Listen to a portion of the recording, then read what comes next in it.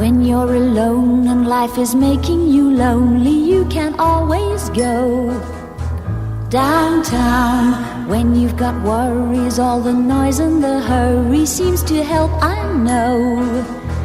Downtown, just listen to the music of the traffic in the city.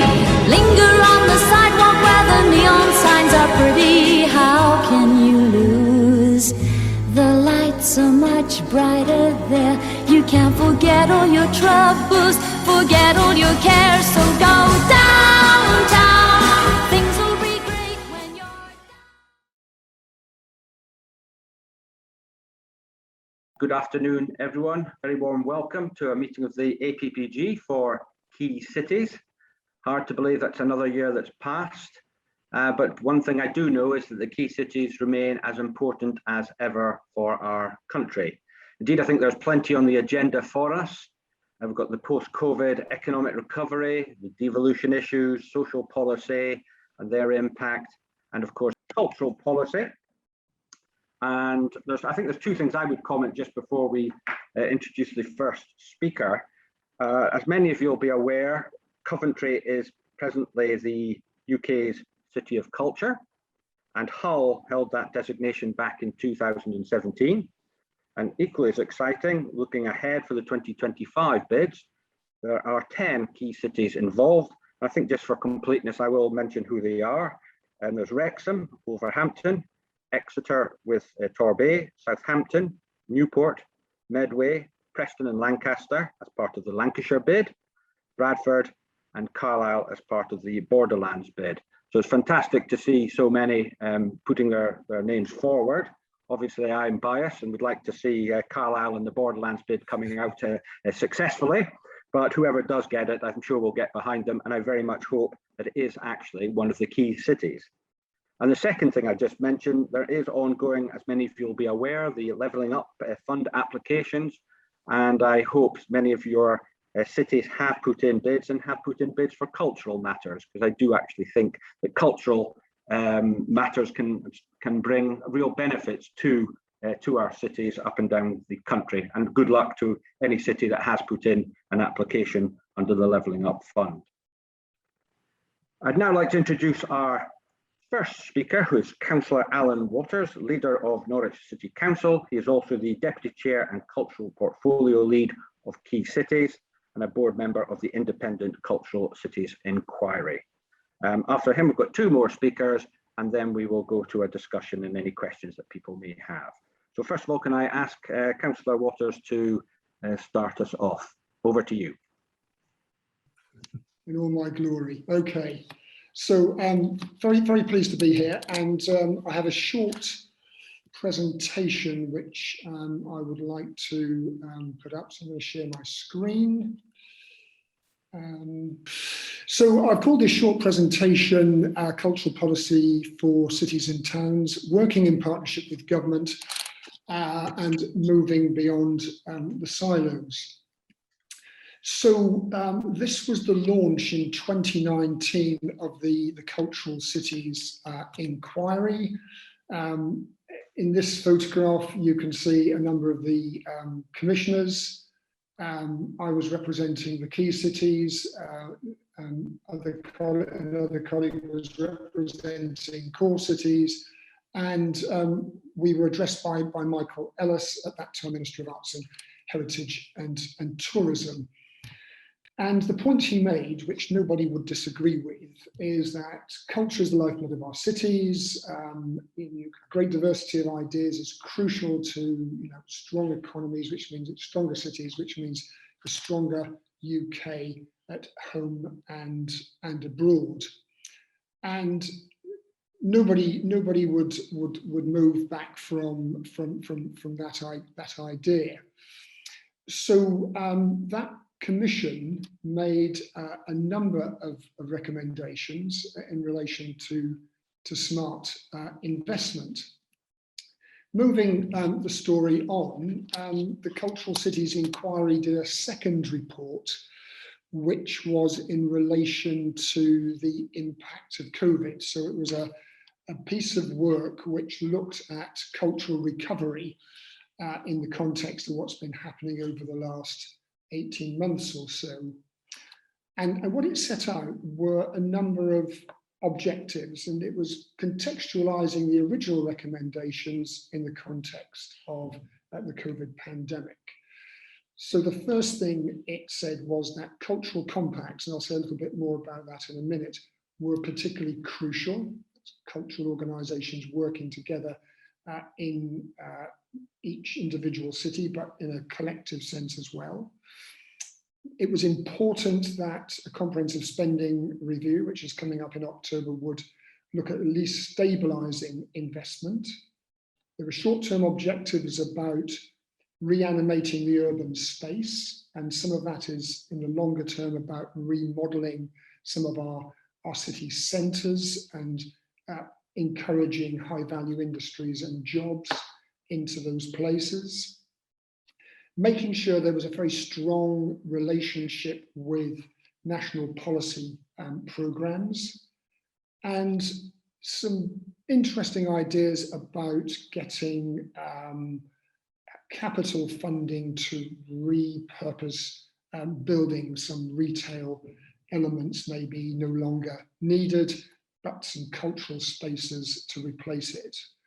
There were some ideas, I suppose, drawn from the Chancellor's Eat Out to Help Out. Well, cultural Eat Out to Help Out was another idea, which was about making cultural assets more accessible to people. And also the evidence that cultural investment has a significant return in rising land values and asset values, a benefit to the Treasury, but it should also be something explored with a benefit to the local communities, the local cities that have invested in those. And then looking at investing in the cultural infrastructure, particularly for young people, providing opportunities and also encouraging diversity.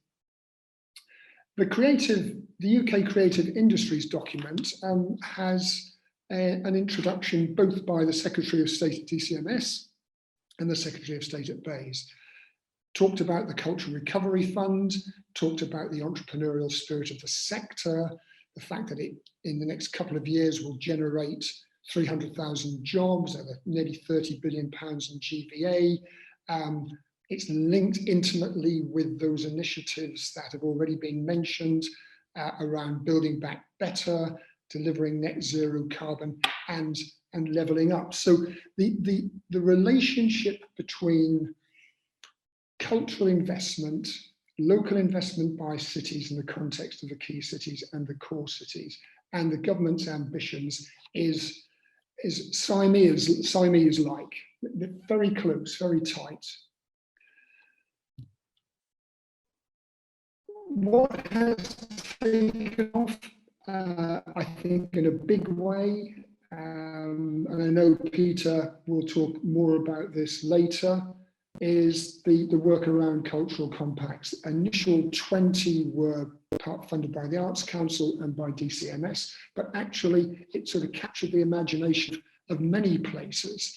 And this is a work in progress. I'll give you one illustration. You know, what is that compact? The compact is about connecting partnerships in the cultural sector, linking it to recovery plans, shared ambitions, a collection of voices, better to lever resources, and compact members supporting each other, both in terms of driving the recovery, but also in terms of providing resilience to, say, smaller organisations. And again, and you will find this across all the key cities, the cultural sector is a significant part of the economy, a generator of gross value added, jobs, and also the spin-off in terms of a general creativity which cities can bring to the landscape. I'd also add to that with people working online with streaming and the sort of technology to reach people during lockdowns and so on, that's now part of the infrastructure. And that broadens itself out into reaching into areas beyond those cities and strengthening the relationships across urban, suburban and rural areas. And then if we think about, and John had mentioned this about the UK City of Culture, so it was Hull in 2017, it's Coventry now.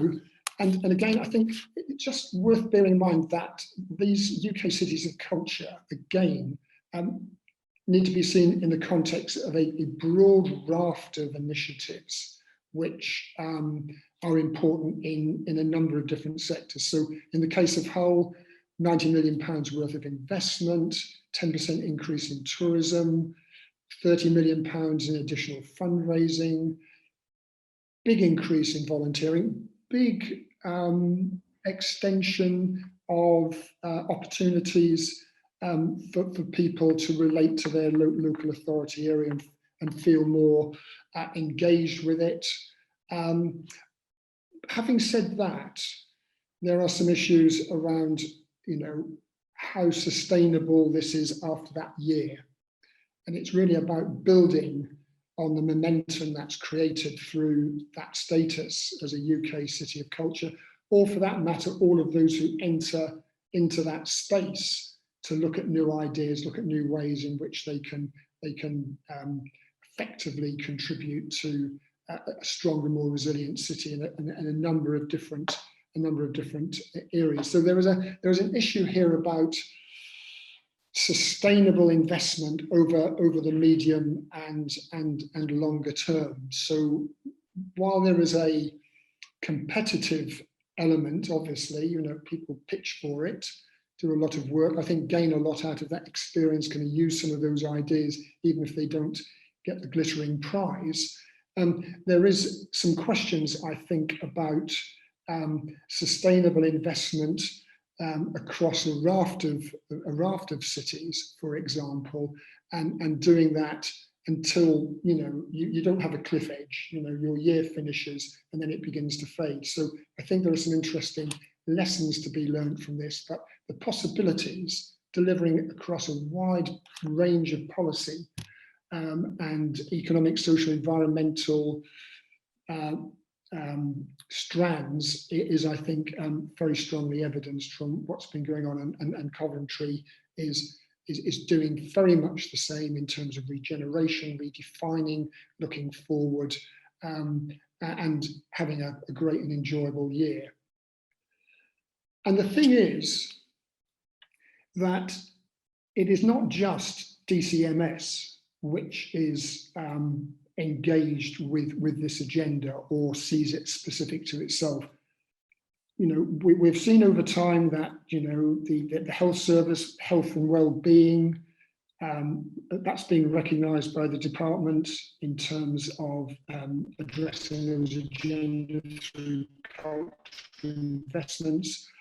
Ministry of Housing, Communities and Local Government, a lot of work around, the towns deals and remodelling city centres and urban centres. I've referenced acknowledgement that this is a really important driver moving forward in terms of the economy and growth. And for the Treasury, this is a big and important investment to help grow the economy and invest in the economy and invest in cities for the longer term. So given those relationships, it would seem to me that it's particularly important that there is a strong investment in cultural investment in cities, but also more broadly. And so I suppose my last point is this. The way we frame comprehensive spending reviews is over the years has been that there are protected and unprotected service priorities. So health, social care, police, education, local government often falls into the more unprotected zone, but actually the reality is, and I hope from a short presentation we've demonstrated it, that those, as it were, unprotected areas are actually as vital to delivering for other service areas, as well as a great intrinsic value and importance in themselves. And I think to understand that, it's important that we find a way of engaging, and I think starting with DCMS, in a way where there is a place at the table for cities around culture and delivering part of a broader set of agendas, which I've described. And so looking at a way of having some active local stakeholder involvement, because I think that will result in better policy between central and local government. And I think it will deliver government priorities, but also deliver, very importantly, local priorities for our cities. Thank you. Thank you very much, Alan, for that interesting presentation. We've now got our second speaker, who will talk about the current policy aims and opportunities, and it's Emma Squire, who is the Director for Arts, Media and Tourism at DCMS. So over to you, Emma, please. Hello, everybody. I'm so pleased to be here today. The work the Key Cities Network does is so valuable to DCMS in so many ways. And I was at the launch of the Cultural Cities Inquiry that Alan was one of the members of. We really welcome your ideas and your insights, including those set out in the discussion paper ahead of today's meeting. In terms of who I am and how I fit in, I'm the Director for Arts, Heritage and Tourism at DCMS. So my portfolio includes also libraries, major events like Festival UK 2022 taking place next year. I sponsor 26 arm's length bodies, and that includes many funders who work with local areas and organisations like the National Lottery Heritage Fund, Historic England and Arts Council England. And ACE, of course, in turn, provide regular financial support to around 820 cultural organisations and library services every year. I also sponsor the National Museums and Galleries, and it's a bit of a fallacy that they are all based in South Kensington. They include the National Museums Liverpool, the Royal Armouries in Leeds, and many of the London headquartered museums have lots of branches elsewhere. So Science Museum Group alone in Bradford, Manchester, York and Shildon. The visitor economy is an ecosystem, so it's really beneficial, I think, that tourism is also in my portfolio. As your paper noted, we at DCMS know that a vibrant cultural offer in the broader sense is fundamental for the success of towns and cities. It can help boost local growth, increase visitor numbers, improve talent and generate investment. And more crucially, it can create a sense of place and identity, reinvigorate communities, support well-being and so much more. As such, regeneration led by culture is at the forefront of our policy thinking and the kind of mandate that we set for our arm's length bodies. I know that ministers are really committed to helping all places across the country to prosper and unleash their full potential. And just to give an example of sort of putting my money where my mouth is, I've got my own away day this week for the 120 people working across arts, heritage and tourism at DCMS. We've got 4 external speakers and they are all coming at it from a place angle. So we've got Claire McColgan, who's Director of Culture in Liverpool. We have Joe Hill, who's the Director of the Towner Gallery in Eastbourne, to talk about how an anchor institution can play a role in the local economy. We have Councillor Vernon Jackson, who chairs the LGA board on culture and tourism. And we've got the Director of the Architectural Heritage Fund coming to talk about their work, working with community groups and local places to take ownership of and maintain and use heritage assets in different places across the country. So I know ministers want civil servants to continue to think creatively and continuously improve on how we go about policy making. So I really do welcome increased dialogue with the Key Cities Network, as well as with other partners like the LGA and Core Cities and Metro Mayors and so on. So I'm really pleased if we can keep this dialogue going after today. So I'm going to run through some of the programmes and policies that DCMS lead that speak to this agenda. And apologies if this is teaching grandmothers to suck eggs, but I'm sure you know that sort of how the civil service works is supporting ministers, advising ministers, and then implementing against their priorities and their decisions. But we do that in a number of ways. So of course we legislate and we regulate through Parliament, and although it's not directly owned by DCMS, the planning bill being led by MHLG is something that we are working closely on, given the read across to heritage. We convene, so we make sure we do this for any winner of the UK City of Culture title. We will get other key departments and partners, whether those are lottery funders or broadcasters, round the table to understand the vision of the winning city and to explore where they can add value with in-kind support or financial support. We directly develop policy, or we co-design it with our arm's length bodies. At the moment, we're working on a heritage statement to cover a 3-year, which will effectively be our 3-year strategy on heritage, and which will include chapters on levelling up, on net zero, on diversity and inclusion, and on digital. We've recently published a tourism recovery plan. We're aiming to beat independent forecasts by a year for both the return of domestic tourism to pre-2019 levels and the return of international visitors. And sometimes we bring in a wise person to lead an independent review. So we did an independent review of the museum sector in 2017.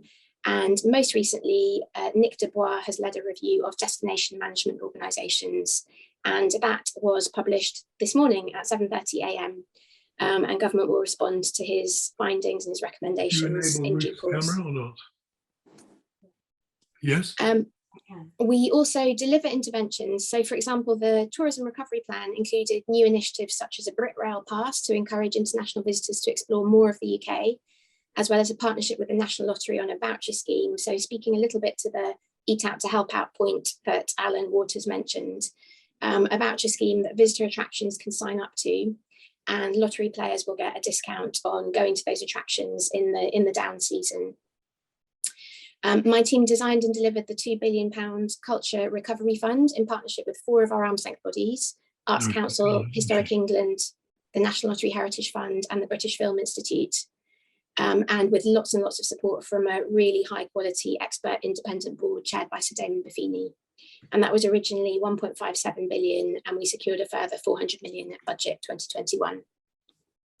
And that was really fundamental because, of course, last March, and the lockdown that followed it was a really difficult time for organisations in rural patches in the cultural sector. They lost 90% of their income overnight. And that's a sector that contributes 34.6 billion to UK GVA and exported 10.3 billion of services to the rest of the world pre-pandemic. So I'm the departmental lead on the Culture Recovery Fund, and that meant I had the thrill of appearing before the Public Accounts Committee not so long ago to let them know that it supported 5,300 organisations, large and small, commercial, charitable and subsidised in every part of the country, villages, towns and cities.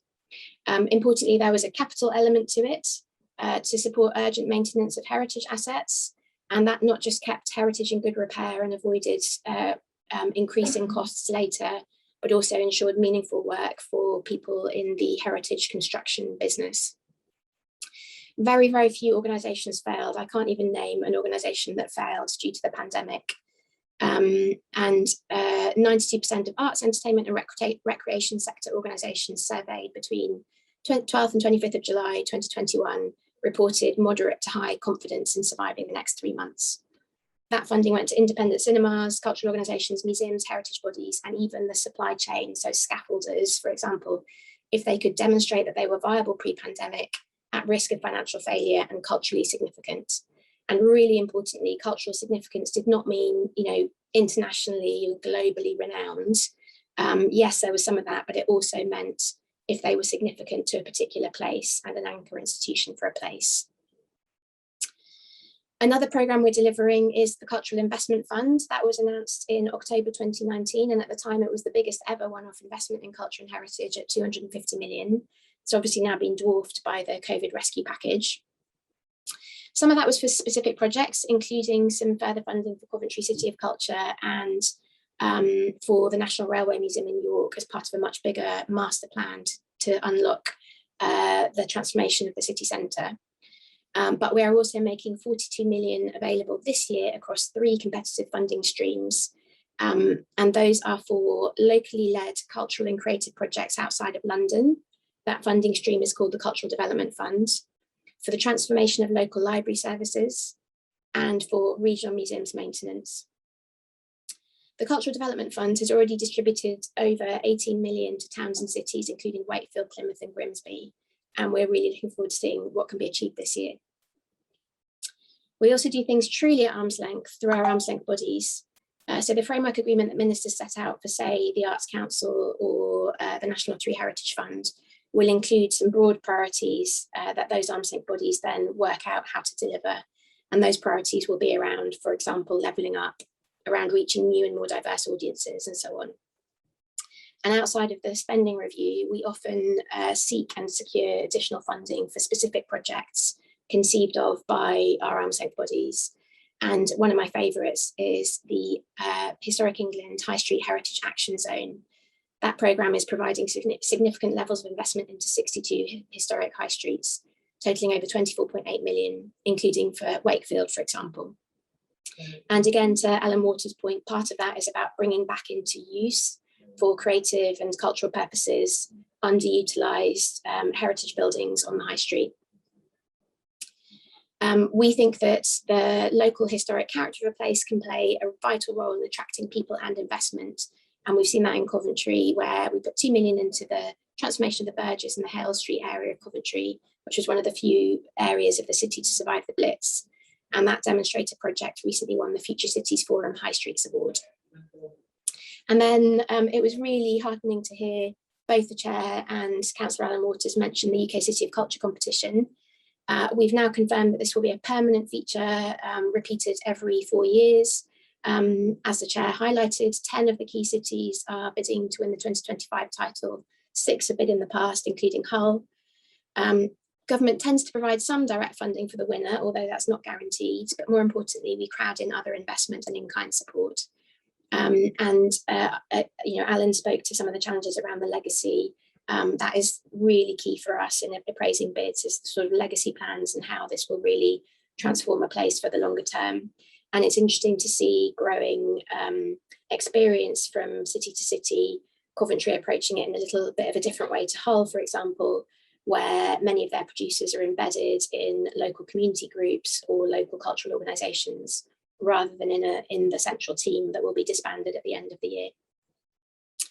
And as you all noted, the search for Coventry's successor is now underway. We've had a record 20 bids from across the whole of the UK, testament to the huge success of the City of Culture competition, Londonderry being the first winner back in 2013.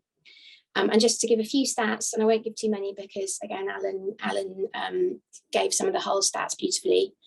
84% of school children in Coventry were prouder to be from Derry as a result of the City of Culture 2013. In Hull, over 2,400 volunteers contributed 337,000 hours of social action, including at least one volunteer from every single street in the city. Coventry has unlocked more than 37 million of additional funding and over 100 million so far in capital investment to support cultural projects, and they're pioneering the co-curation of events with communities, exploring innovative approaches to health and well-being and new methods of evaluating the impact of their programme. The competition continues to evolve, and we want to ensure that it continues to go from strength to strength. We know from the achievements in places like Sunderland, Stoke and Paisley that even the bidding process itself can be hugely valuable in developing strong local, regional and national partnerships and articulating a culture-led vision for a place. And only 2 days ago, a member of my team got a really lovely email from the bid lead in Great Yarmouth, for example, saying what a catalysing impact even going to the expression of interest stage in the 2025 competition has already had in terms of bringing partners together in Great Yarmouth. We also come at this from another angle too. So major events in 2022 will see the Commonwealth Games, Her Majesty, the Queen's Platinum Jubilee and Festival UK 2022. Of those, I work most closely on the festival. That's being delivered at arm's length from government and in collaboration between all 4 nations. And there's a delivery body in each of the 4 nations that will deliver content across all of the UK.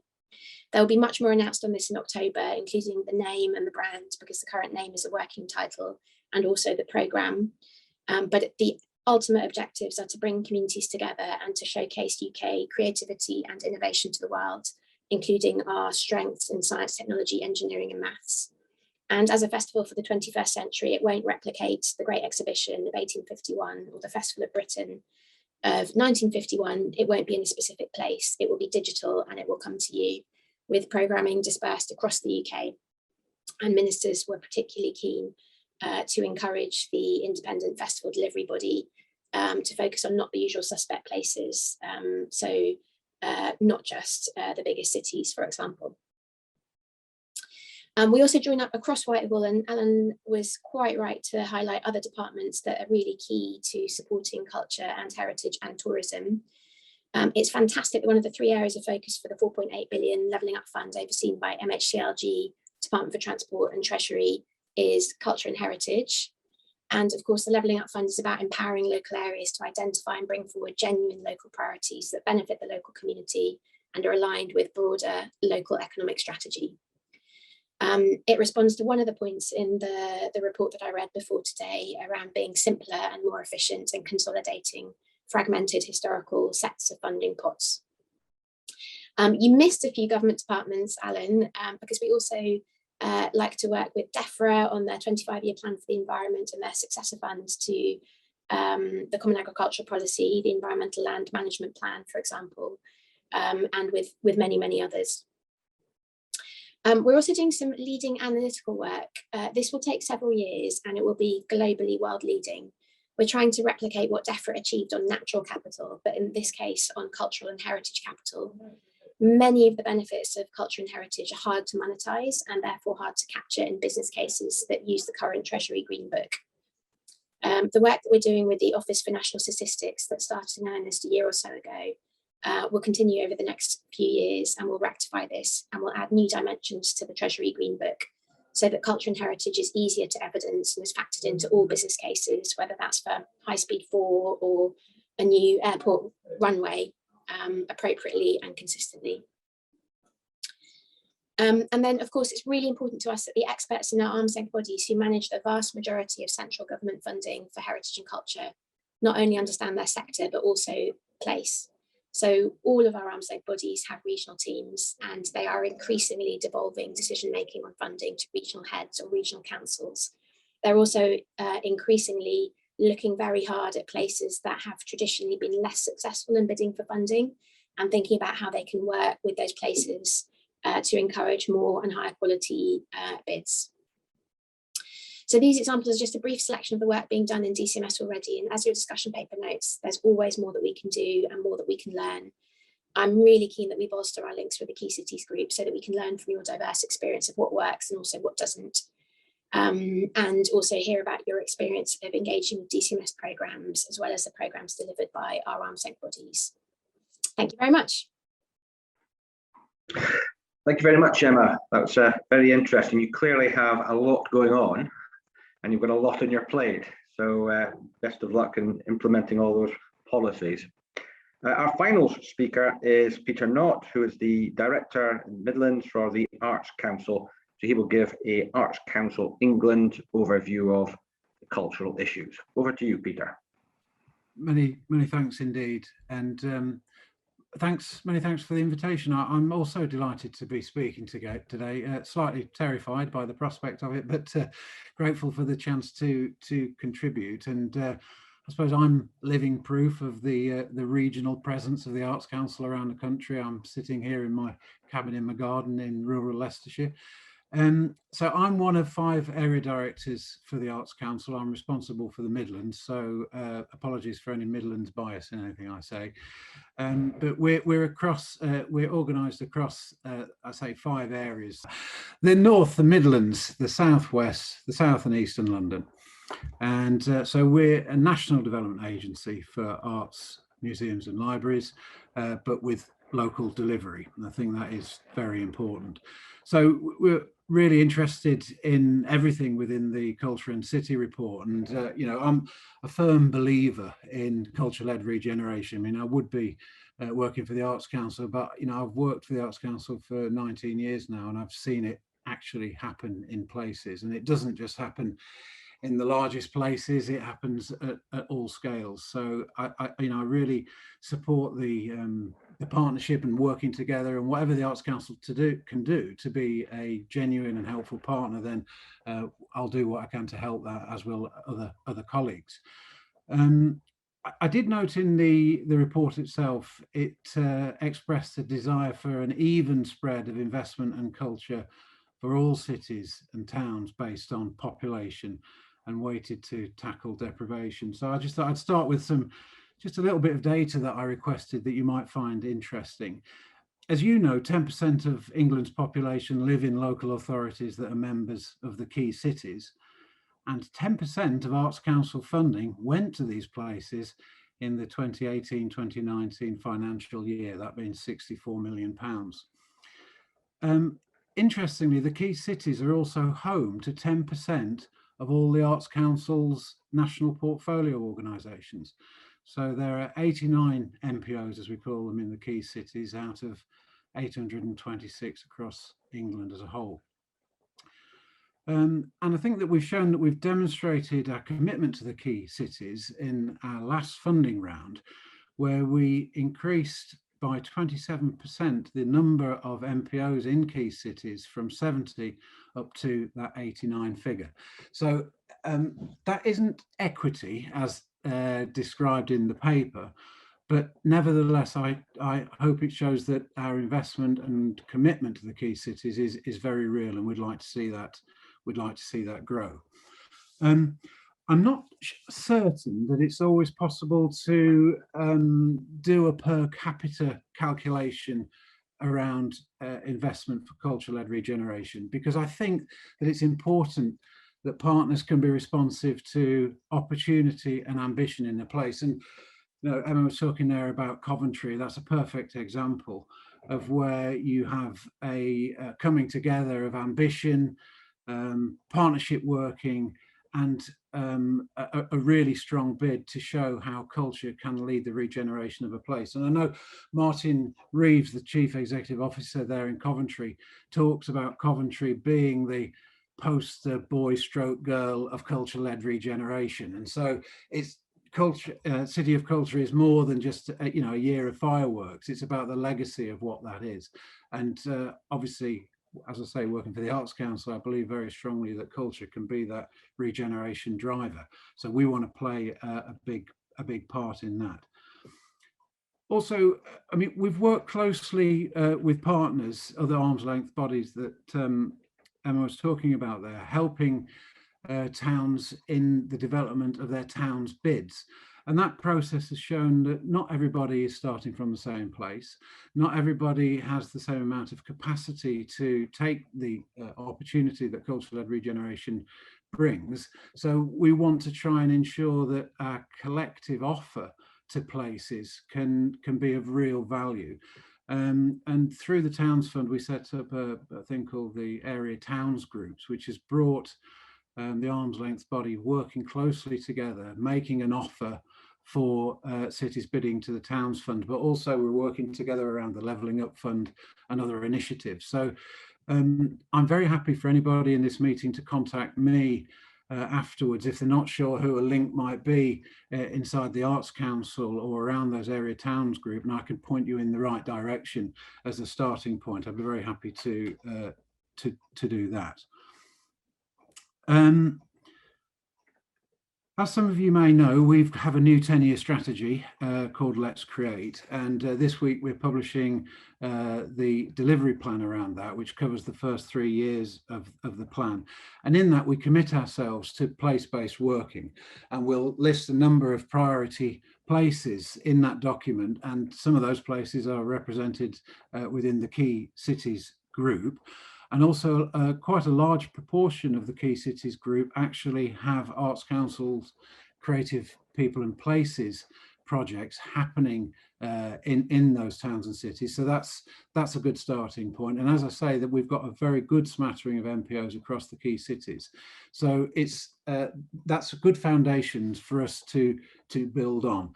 And also the Arts Council is absolutely committed to a universal arts and cultural offer for wherever you are, whether you're listed as a priority place, whether you're the Creative People and Places scheme or not. So the Arts Council is a funder and a developer who I think that we can add real value. So obviously we have our website and you'll know some of the key senior people involved. So we are here to help.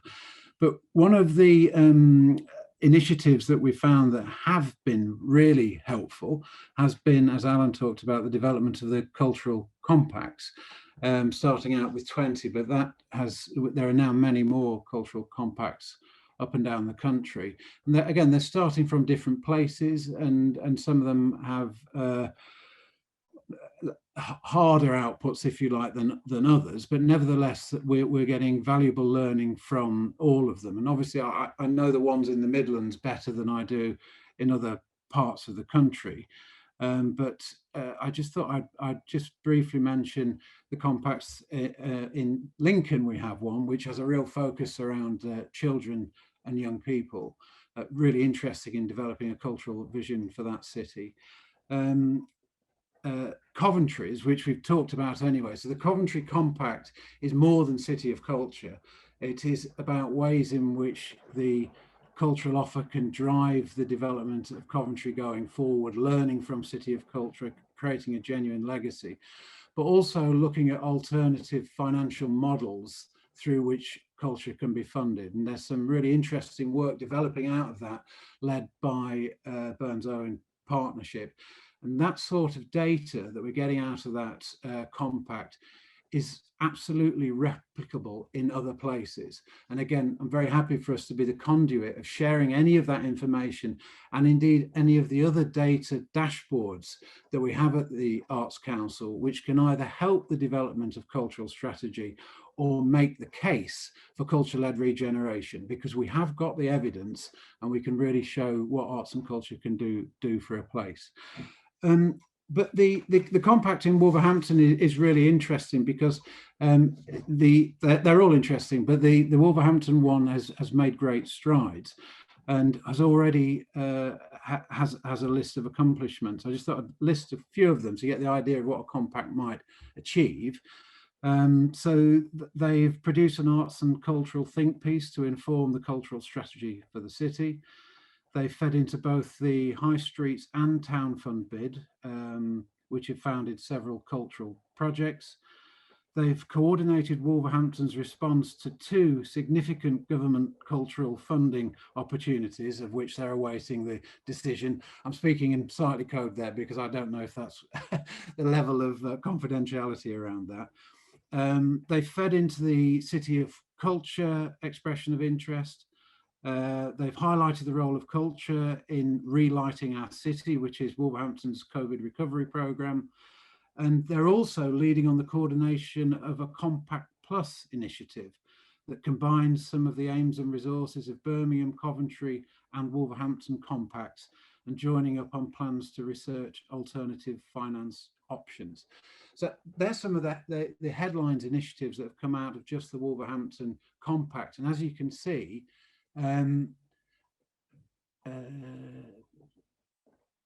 oh, sorry, that's not a message to me. So as you can see, that Wolverhampton Compact is already starting to spread its wings and work on a regional basis. And we genuinely believe that by sharing expertise and partnerships across the compacts, that we can have even greater impact. So, as I say, what I would like to get out of this meeting is to express to you the real willingness of the Arts Council, and I'm certain the other arm's length body within the DCMS, to work as closely as we possibly can with partners. And I include in that MPs. We've got great relationships with MPs across the country from discussions around the towns bids, which again has shown a real appetite for culture-led regeneration. We want to make the most of the opportunities around the Levelling Up Fund, what comes out of the Levelling Up White Paper, and obviously the UK Future Prosperity Fund as well. And I think the expressions of interest that have been shown over the last 18 months really demonstrate an appetite and belief across the country, and specifically across the key cities, for culture-led regeneration. So that I want us to play a big part in taking that opportunity. And my agenda heading was to say, what can the Arts Council, what's the Arts Council strategic offer around culture-led regeneration? So from my point of view, I was trying to say what we can do, but I need to hear as well, we need to hear from partners what the Arts Council can do more of to help us achieve this ambition. But I hope I'm going over what we want to do is very much be a part of it. Thank you, John. Thank you, Peter. It's great to hear your perspective on things, and I hope you get some feedback from people this afternoon. Just over to everyone else now for your comments, for questions. I think we're starting off with Simon Poulter. Yeah, thank you. Yeah, my name's Simon Poulter. I'm an artist and I live in Plymouth. And I really liked what Alan said about the cultural compacts.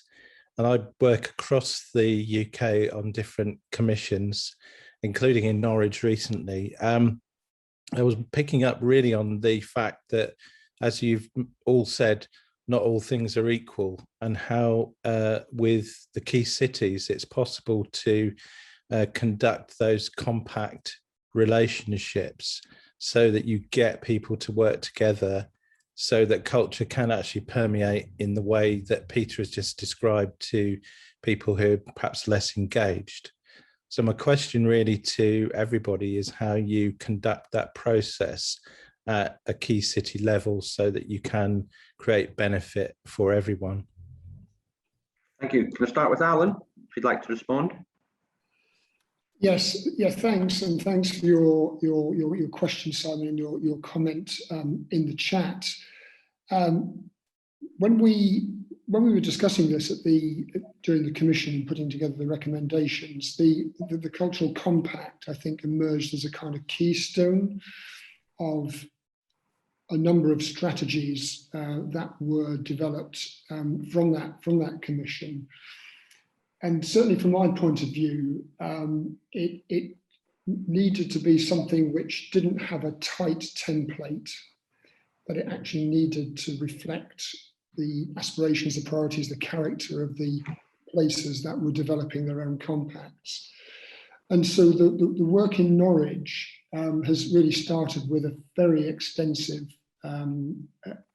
set of consultations to understand what people want from a compact. It's a catalyst for rethinking what we're doing as a city in terms of cultural investment and the extent and the range which is covered by that. And it's particularly focused in the context of COVID as well.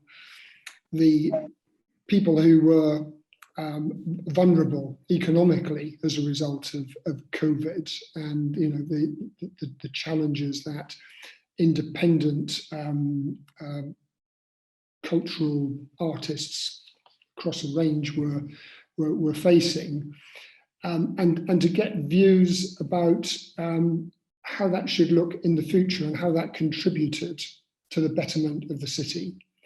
So where we are at the moment is a cultural compact is not something that is the work of a few months. It really needs to be planned, some short-term gains, some bringing people together to be flexible and share, but also with bigger ambitions to tackle some of the big issues that we currently face around climate change, inequality, access.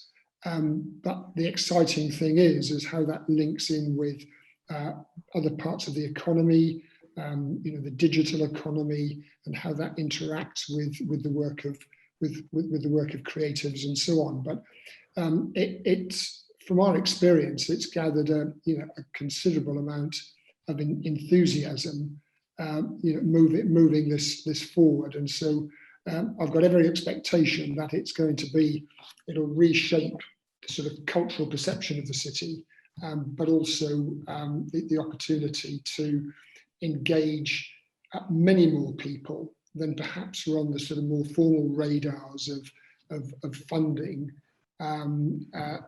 being able to make a big contribution as well. So very much a central policy, I think, for the city going forward, and certainly a priority for the council. Emma or Peter? We'll start with Emma. Any comments?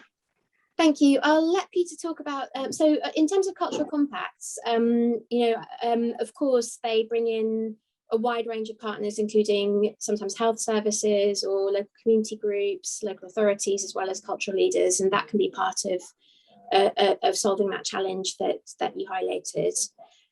But we also try to reach more diverse audiences and new audiences and people that don't typically engage with culture in other ways.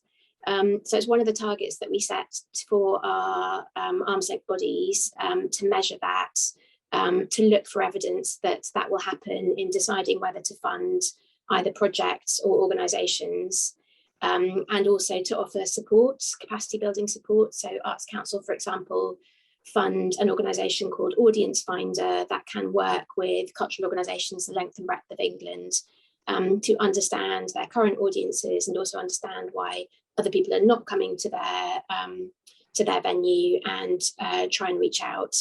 The one thing I will say about the Creative People and Places scheme is just a personal reflection, having visited a CPP called Back to Mine in Hull just a few weeks ago. They are always done on the model of co-creation with underserved communities who don't typically engage with culture or the arts. And I was really impressed by Back to Mine, which, for example, had gone into a particular housing estate and had searched out a family with 6 or 7 children, and worked and encouraged that the mum of that family to partner with them and be one of their 50 ambassadors to help them co-create the kind of cultural experiences that she and her community would want to engage with. So they are really, really grassroots initiatives, specifically to try and reach people who are not currently benefiting or who are benefiting less from public investment in subsidised culture because they're currently choosing not to engage. Thanks. Thank you, Peter. Thanks. Yeah, I mean, the new strategy that I was talking about, Let's Create, it's kind of built on 3 tenets: creative individuals, creative community, and creative country. And so what we're trying to do in this iteration of the Arts Council is absolutely to be able to do what you've said, Simon, and respond to, in a better way, if you like, to individuals or people who currently aren't engaging with arts and culture in the way that Emma described. And there are a number of different, whether it's creative people and places or whatever, but from a policy point of view, which will inform in turn the actions around the cultural compacts, that commitment to working with people who have found it difficult to engage with us is there. So then the delivery plan will outline the ways in which we intend to do it.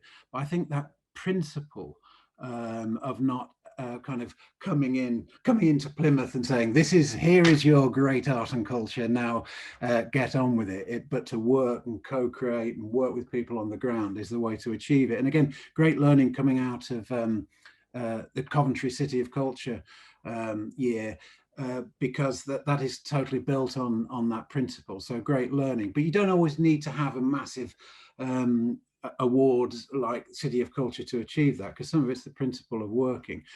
Whilst I've got that, Chair, I'm talking about Coventry, can I just say Coventry City of Culture is still ongoing, and you're all very welcome, and please do visit, because it's really getting into its stride now. So you'll be very welcome indeed. But I hope that answers your question in part, Simon.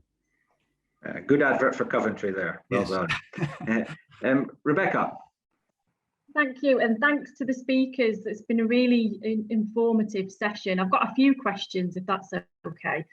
The first was on the power of cultural regeneration through anchor institutions, and it's certainly something that's benefited Salford, as Councillor Merry, I'm sure, will tell you. But the thing that worries me at the moment is that firstly, the Towns Fund, whilst it's very positive, it's nowhere near enough to affect the change that's required. But also, we're facing a dual crisis of the COVID pandemic and the decimation of the high street.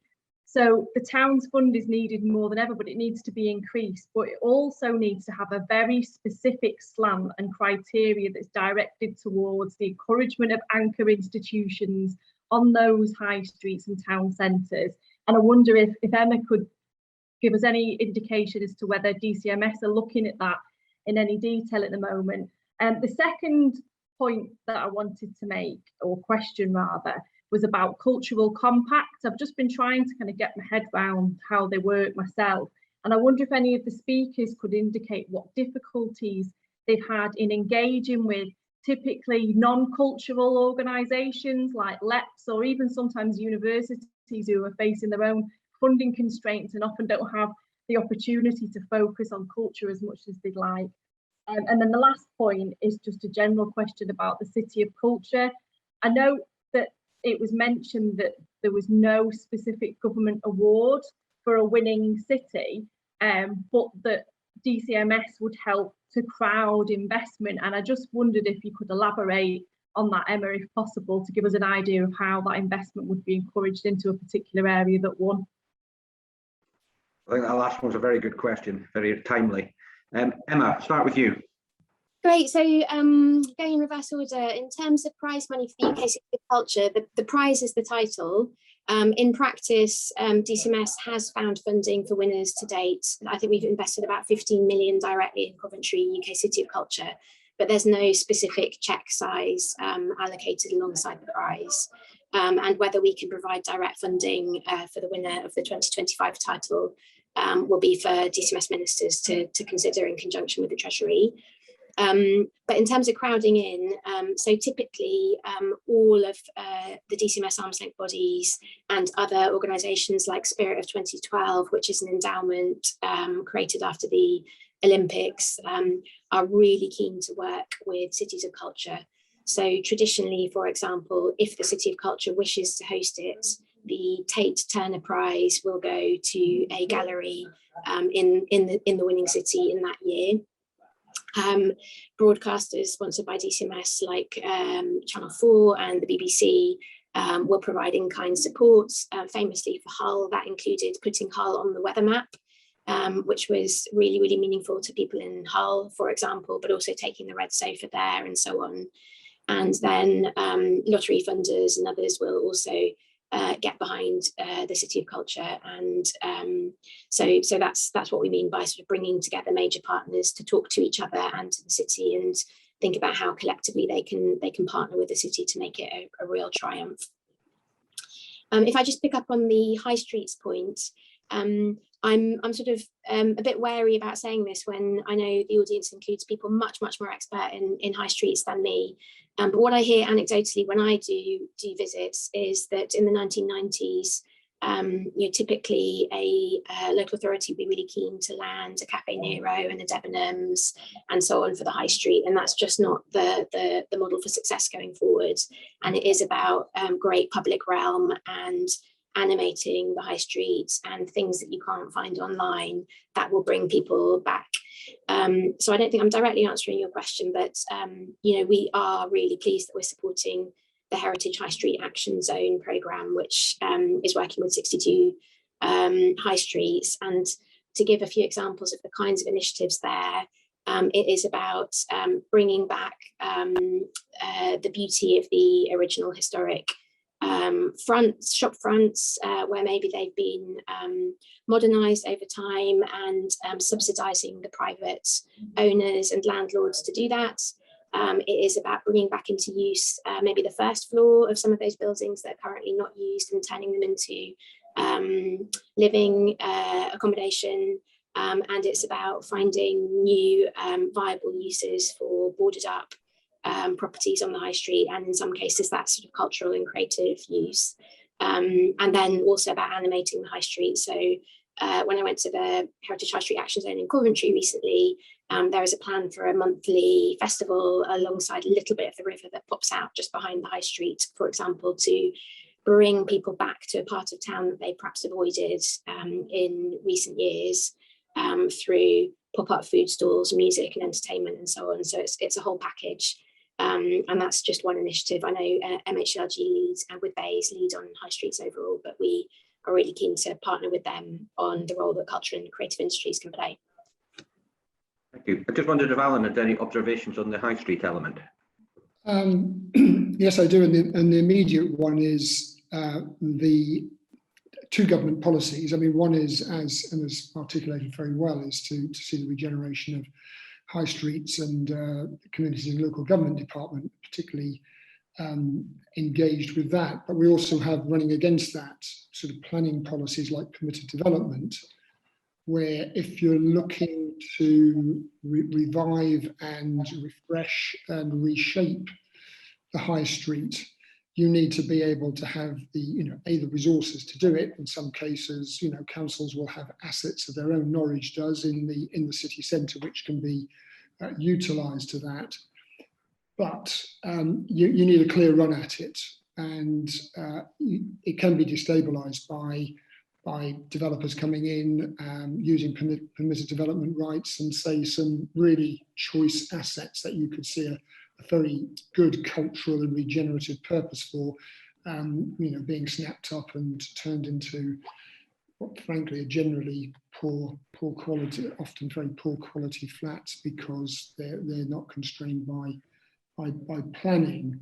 So, but then, again, another strand to that. So there are a number of things riding along, sort of three people on a horse or something, where you've got the Townsdale money, which is again an opportunity to undertake some of those investments with ambitious sort of cultural facets to them. A couple of other things. I think Rebecca has made a really good point about anchor institutions. But it's the key is getting anchor institutions to work together, and there's been some great success stories around that. Salford is one, Preston's another. I think in Norwich we're very much in the same space.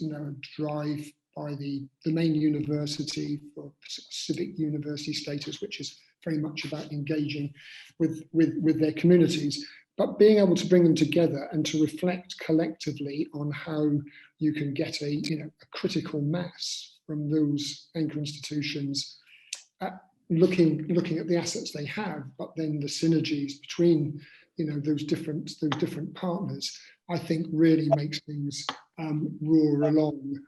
And the final point, and Rebecca's right. I mean, are LEPs involved in cultural investment? Well, they may be in an indirect way, but some, including the one for the East of England, has its own cultural board, which has really added considerable value to the offer. Peter, you're an important institution. Your role? Our role in the high street. Well, generally, but just on picking up on Rebecca's question. Yeah, well, I mean, on the question about the City of Culture, of course, just want to say, because not just because Coventry is in the Midlands, but I mean, City of Culture generally, when the city is in England, then the Arts Council is a significant investor in that. Now, I haven't got the figures in front of me, but we made a core grant award of £5 million. And I think our overall investment would certainly be double-digit millions now. And although that's not enshrined as a DCMS initiative, obviously the Arts Council, because it believes in City of Culture, is absolutely there, along with Heritage Fund and others. So I think that it really does bring considerable investment, and it's worth looking at the Coventry example, because I think it is kind of broken all records in terms of bringing commercial sponsorship in as well, which is really interesting and is creating real opportunities for us well, certainly in Coventry, but looking at models again of what cultural-led regeneration can look like, but not just funded from the public purse. So I think that's exciting. On the high street funds, I don't know if I can add that much. I mean, all I can say is, I mean, I was on the Great High Street competition a few years ago. It was sponsored by Visa and at the government department, and what that taught me was this isn't about retail. It's not about culture. It's about partnership working between retail and culture and other elements. And that's what good placemaking is about. and the places that won the awards on that great high street show were those that absolutely demonstrated their ability to work together. And the common thread, interestingly for me, from both cultural organisations, from museums, libraries, arts organisations, through to large and small retailers, was the ability and willingness to give a little bit in the first instance. So having, for example, cultural activity on the high street doesn't automatically drive up footfall, which increases return on the day, but over time, working in partnership in that way, it really did. And it meant that the places that we visited on the shortlist for the winners were very, very, this was pre-pandemic, admittedly, but they were very, very vibrant places which you could visit for a multitude of reasons with a long stay time. So there's lots of evidence there, I think, of what a great high street can look like. But again, as with most things, as with these partnerships about great places, it takes commitment and ambition from the partners on the ground. Thank you. I've got 2 more questions to come in, and then I'm just conscious of time. But I can go to Kath Wynne-Haig, please. Hi, yeah, I mean, part of this has been addressed, but I think in Cllr, where I represent, and we've got a memorandum of understanding with the Arts Council and the university. We've shifted to that place-based approach to cultural development and are delivering a year of music in 2023. And we've got a big textiles festival, biennial festival that's come from community with open planning and programming. And the council's also committed to like major capital investment through the Huddersfield and Dewsbury blueprints, which are big regeneration programs. And we've got meanwhile use creative projects, contemporary with university and heritage actions. And so for us, I think it feels like we're doing all the right things, but I think sometimes for us, it's like, how do we get that space for that conversation also with central government to get that profile and that presence. So when we're talking about these bigger projects, it's getting to that next level. So we have a good relationship at a local level, but with our Arts Council or region level. But I think there's conversations that as a district of towns and villages that we don't often have the same space as a city. So I just like some kind of feedbacks about what people think about that for more of the districts rather than the cities. Interesting point. Just if Emma's got any observations on that. I mean, not specifically. I mean, I think it does sound like you're doing exactly all the right things, and so many funding decisions are now taken by regional teams in arm's length bodies that's the relationship that is really so fundamental.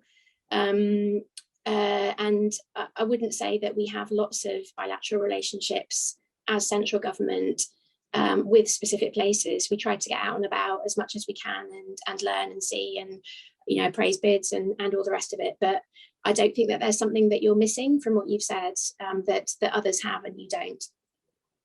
Thank you. Peter. Yeah, well, I think that we can help with that. I mean, particularly Cllr, which I think is a priority place looking forward for the Arts Council. But I just to use the words of our chief exec, Darren Henley. I mean, one of the questions he asks when he visits partners in a place is, what do you want to be famous for? With the belief that that a place can be that. And so it goes back to that ambition idea. And I think Cllr's, I mean, it's not in my area, but I know it because it's demonstrating through what you've just said there. So I think that's what the compacts, or that's what wider partnerships can bring to a place, is having the ambition to be famous for something in your part of the world. And what better way to do that than really brilliant arts and culture, I think. So hopefully you'll be able to, Catherine, answer that question this time next year to say how Cllr has made its name for itself, because I think that the ambition certainly that we have is that you don't have to be a large city or a large conurbation to punch above your weight. I mean, in the Midlands, we've got a place called Stratford-on-Avon, which kind of proves that. It's got an unfair advantage, I accept it, but it's not a big city, but it gets a lot of money. I'm going to ask my council leader what he's going to make Carlisle famous for now. I like to think Carr's water biscuits is certainly one of the products of Carlisle that is very famous. Can I go to Michael Spender, please? Thanks very much. I'm Head of Culture for Bournemouth, Christchurch and Poole. I was really just wanted to pick up on Rebecca's question again about the compacts, but I think Peter's now addressed that to some extent. But I just wanted to flag up that in our experience, the LEPs, the NHS, the universities, okay, they may not have the funding available, but they can really see the value for placemaking and partnerships in terms of leveraging in investment and support for a place, and they really want to be part of the compacts and that story. So in our experience, they're really receptive. Thank you, Michael. I've just had a note from, I think it's Emma, saying that she has to scurry off to the House of Commons now that we are actually back in business here. I think the civil servants have to balance being on Zoom meetings as well as being in House of Commons and departmental meetings. So, but thank you very much, Emma, for your contribution. Greatly appreciated, and you clearly have a very busy agenda, so keep going. Thank you. I'm conscious of the fact we're sort of drawing to a close. I'm going to bring in Councillor John Merry here. You might want to ask some questions or make some observations, but I'll be over to you, John. Thanks very much. Just by way of introduction, I'm Deputy Mayor in Salford and also chair the Key Cities group, and I'd like to thank all our contributors today. I think it's been an absolutely fascinating discussion. But one of the things I think we ought to highlight is why this is important for our member organisations. And I think Salford, as Rebecca referred to, is a good case study, actually, because we did have a strong vision. We had a strong vision based on Salford's past, but also looking to the future. And we created a place for the Lowry paintings to be showcased, for a major theatre to take place, and we linked it to eventually the regeneration of the whole area through the BBC coming there. And the point about it being is that economically it's done Salford a hell of a lot of good. Reputationally it's done Salford a hell of a lot of good as well. And it really has helped to establish, I believe, a cohesive identity for Salford. I realised that this was starting to be a success when I started to get letters of complaint, because the letters of complaint started off, how dare they try and badge our Lowry Centre as being in Manchester rather than Salford. It's Salford, and people should constantly refer to it. And in the same way, there was a campaign to ensure that the BBC always said it was coming from Salford when it was coming from Salford. So I think the lessons for all of us is that this helps economically, it helps reputationally, but above all else, I think it brings communities together in a cohesive way. And I think that's what we're trying to achieve in the key cities. We're trying to make the case for urban living, and we're trying to make the case that the people who live in those cities are worth listening to and have a future. So thank you very much. Thank you, John. I think that's a very nice finish to our meeting today. I think on behalf of the APPG would particularly like to thank Alan, Emma and Peter for their contributions. I think it's been a very interesting discussion today, and definitely agree that culture is extremely important for our communities, for our cities. It helps with regeneration, but actually it also can make places more interesting. And I think that's quite a critical element to it all. As always, thank you for everyone for turning up and participating, to my parliamentary colleagues for attending the AGM, and I look forward to working with Rebecca as co-chair. And thank you to Casper for the background organisation, as always. Enjoy the rest of the day. Thank you all for participating.